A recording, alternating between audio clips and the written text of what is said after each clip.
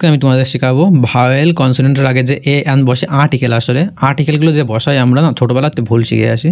আমাদের কনসেপ্টটা কেমন হওয়ার কথা ছিল, আর যখনই ব্যতিক্রমী আসে না, ব্যতিক্রমী ওই জায়গায় সবাই ভুল করে ফেলি, আমরা সবাই ভুল করে ফেলি, অনেক কনফিউশন থাকে, আর আমরা এটা শিখতেও পারি না, বারবার চেষ্টা করি কিন্তু শিখে উঠতে পারি না। ঠিক আছে, আমি একটা ছোট্ট একটা ট্রিক বলবো, ছোট্ট একটা কথা বলবো, এই কথাটা হয়তো মনে রাখলে যত ব্যতিক্রমী আছে নিমেষের মধ্যে শেষ হয়ে যাবে। ঠিক আছে, যাই ব্যতিক্রমী দিক না কেন। কিন্তু সবার আগে আমরা যেটা শিখে আসি যে ভাওয়েলের আগে অ্যান বসে, আর কি লেখা কেন কনসোনেন্টের আগে এ বসে। আসলে এই কনসোনেন্ট যেটা আগে এ বসে আর ভাওয়েলের আগে অ্যান বসে, এই যে কনসেপ্ট, এটা আসলেই ভুল। এটা আসলে একটা ভুল কনসেপ্ট, এটা আমরা শিখবো না। আমাদের আসল কনসেপ্ট কি?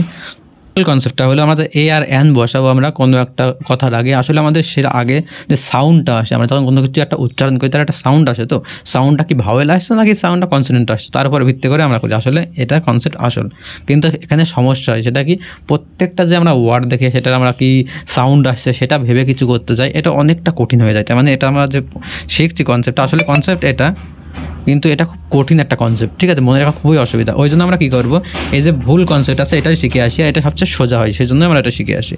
তো এই যে ভাওয়েলের আগে এ বসে, অ্যান বসে, আর কনসোনেন্টের আগে এ বসে, আমরা এটাই শিখে রাখবো। শুধু ব্যতিক্রমীর আগে দুটো ছোট্ট ছোট্ট জিনিস শিখে রাখবো, তো আমাদের সব কনফিউশন দূর হয়ে যাবে। সেটা কি, চলো আমি আগে দেখাচ্ছি। তো কি সেটা হচ্ছে শুধুমাত্র আমরা কী করবো, ভাওয়েলের কিছু এক্সেপশন আর কনসোনেন্টের কিছু এক্সেপশন জানবো, শুধু মুষ্টি মেয়ে কিছু জানবো, এই কটা জানলেই কাজ হয়ে যাবে।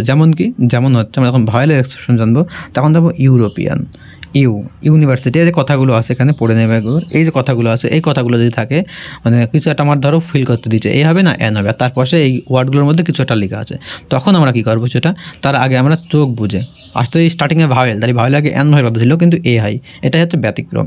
বাস এই কটাই পড়বো, তো এর বাইরে কিছু নেই। হ্যাঁ আছে, কিন্তু পরীক্ষায় খুব কমই আসে, আর অ্যাটলিস্ট এর বাইরে আসলে আমরা তখন উচ্চারণ করে দেখে নিতে পারি। যেমন এরকম টাইপের হয়, যেমন ইউনিয়ন, ইউনিট, ইউনিভার্সিটি, এগুলো যখন পড়বে না দেখবে একই রকম উচ্চারণ হচ্ছে। আমব্রেলা, ঠিক আছে, এরকম কথাগুলো আসছে, এগুলো অনেকটা উচ্চারণ আলাদা আছে, কিন্তু আমব্রেলার বেলায় আর একরকম আসছে। ঠিক আছে, এরকম কথাগুলো যখন আসছে তখন উচ্চারণ করে দেখে নেবো এর বাইরে আসলে, কিন্তু বেশিরভাগ যে কোশ্চেন আসে এর মধ্যেই আসে।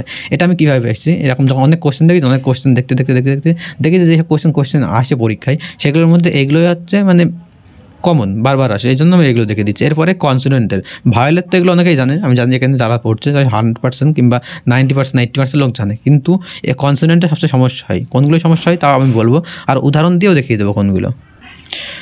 কনসোনেন্টের মধ্যে পড়ে যেমন এয়ার, আওয়ার, অনেস্ট, এই যে কথাগুলো আছে, এই কথাগুলোর আগে এখানেও যে আছে এটাও নির্ভর করে কনসোনেন্টের আগে, মানে হচ্ছে সামনে যে কনসোনেন্ট আছে এটা উচ্চারণ, আমরা কেমন বলি, এয়ার বলি, প্রথমটাকে আওয়ার বলি, মানে এইচটা উচ্চারণ হয় না, এই জন্য। আর সবচেয়ে বড় কথা, যাদের সংক্ষিপ্ত শুরু হয় এইটা পড়বো, এটা হচ্ছে খুব ইম্পর্টেন্ট। এই জিনিসটা যদি শিখে যাও, সবচেয়ে যে ব্যতিক্রম, আসল যে ব্যতিক্রম বলছি এই জিনিসটা, আমরা যে সংক্ষিপ্তগুলো শুরু করে ওইগুলোতে সমস্যা হয় সবচেয়ে বেশি। আমি এখানে সবচেয়ে থামাও, অ্যান্ড কত লোকের এরকম সমস্যা হয়, সংক্ষিপ্ত ফর্ম যেগুলো দেয় সেগুলোর আগে এ হবে না এন হবে, ওইটা কমেন্টে অবশ্যই বলবে। ঠিক আছে, এটাই সবচেয়ে বড় সমস্যা, আমার সময় খুব সমস্যা হতো এটা, মানে আমি ডিটেক্ট করতে পারতাম না, আমি অনেক প্রবলেম ফেস করেছি এটাকে নিয়ে। এই জন্য আমি অনেক খোঁজাখুঁজির পরে দেখেছি এই কটা যে ওয়ার্ডগুলো যেগুলো সংক্ষিপ্ত আছে, যেমন আমরা বলি এমএলএ, ঠিক আছে, এরকম যেগুলো আছে এমপি, এই কথাগুলো বলি। ঠিক আছে, এইগুলোর আগে এন হয়, কেন হয়, তো এইগুলো দেখে রাখবো যে এফ কী আছে, এফ, এইচ, এল, এম, এন, আর, এস, এক্স, এই 8টা ওয়ার্ড আমরা মনে রাখবো। কনসোনেন্টের যে কটা আছে তার মধ্যে এই 8টা ওয়ার্ড মনে রাখবো। এই 8টা ওয়ার্ড আমরা যদি কোনো একটা সংক্ষিপ্ত স্টার্টিংয়ে দেখি, তো তার আগে চোখ বুঝে এন মেরে দেবো, আর বাকিগুলো এ মেরে দেবো। দেখো এইগুলোই আসে বেশিরভাগ, এই জন্য আমি এগুলো দিয়েছি। এর থেকেও ব্যতিক্রম হয়তো খুব বেশি ব্যতিক্রম থাকতে পারে, সেগুলো আগের কথা, কিন্তু পরীক্ষায় যা আছে এই কটার মধ্যেই আসে। ঠিক আছে, যেমন উদাহরণ তো দেখে দিচ্ছি, আমি সামনে উদাহরণ দেখিয়ে দেবো, উদাহরণ দিলেই বুঝে যাবে সব। তো উদাহরণ দেওয়ার আগে ছোট্ট একটা কথা, সেটা হচ্ছে এই ইউটিউব চ্যানেলে তোমরা অঙ্কের সলিউশনে পেয়ে যাবে, অঙ্কও শিখতে পারবে। ক্লাস 8, 9, 10 এই ক্লাসগুলোর জন্য অঙ্কও শিখতে পারবে, অতি সহজে অঙ্ক শেখার জন্য, আর নতুন নতুন ট্রিক অবশ্যই এখানে পাবে। আর আলাদা আলাদা অনেক অঙ্ক থাকে না, 2 রকম 3 রকম করে করা যায়। তোমরা যখন স্যার একটা নিয়মে করে দেবে, বাড়িতে করতে গিয়ে ওই নিয়ম মনে থাকে না, কোনো একটা নিয়মে দেবে নিজেই করে ফেলছো। ঠিক আছে, এরকম অনেক সময় হয়, তো যখন মনে হয় অঙ্কটা ঠিক হচ্ছে না, ভুল হচ্ছে, এরকম কিছু, তো আমি এরকম অনেকে একটা যে অঙ্ক দিতে আলাদা আলাদা অনেক নিয়ম থাকে, তো অনেক নিয়মেই অঙ্ক করাই, যাতে তোমাদের মধ্যে কোনো কনফিউশন না থাকে যে আমার অঙ্কটা ভুল হচ্ছে না ঠিক হচ্ছে। ঠিক আছে, তো এরকম টাইপের অঙ্ক শেখাই। আমি শুরু করেছি ক্লাস 10-এর অঙ্ক বই থেকে, তো তোমরা অবশ্যই চ্যানেলটা সাবস্ক্রাইব করে নেবে, চ্যানেলে গিয়ে দেখতে পারবে ক্লাস 10-এর। আর তোমরা কোন ক্লাসে পারে এটা অবশ্যই বলবে। আমি ক্লাস 10-এর চ্যাপ্টার 1-এর 1.1 যা কোষে দেখি, এই চ্যাপ্টারটা করে ফেলেছি, তোমরাদেরকে দেখতে পারো যারা ক্লাস 10-এ পড়ো, বাট ক্লাস 10-এ উঠবে, একবার দেখতে পারো গিয়ে। চলো এবার সবচেয়ে বড় কথা, এক্সাম্পল দিয়ে বুঝিয়ে দিই। যেমন এখানে কী আছে, ইউনিক স্টাইল। ঠিক আছে, তো আমি একটু আগে কী শেখালাম তোমাদের, ঠিক আছে, একটু আগে কী শিখলাম এবার কমেন্টে বলো তোমরা। যে ইউনিক ছিল আমি যে এখানে দেখিয়ে দিয়েছিলাম ব্যতিক্রমের জায়গায়, এই ইউনিক যে কথাটা ছিল এই কথাটার ওখানে কী ছিল ইউনিকের আগে বলেছিলাম ইউ আছে, ভাওয়েল আছে, তাও এ বসে, তাহলে এটার আগে অবশ্যই এ হবে, এটার আগে কী হবে এ হবে। সেমভাবে এখানে কী আছে ইউনিভার্সিটি, তাহলে ইউনিভার্সিটি হিসেবে সেই হিসেবে কী হয় এখানে, তো ওই হিসাবে দেখলাম ইউনিভার্সিটি বলেছি আগেও বলেছি এ হয়। এরপরে কী আছে এয়ারফোন, এবার এখানে দেখবে এয়ারফোন তো ওগুলোর মধ্যে নেই যেগুলো আমি ব্যতিক্রম বলেছি তার মধ্যে নেই, তাহলে দেখে আমরা অ্যান বসিয়ে দেবো এই জায়গায়, ঠিক আছে।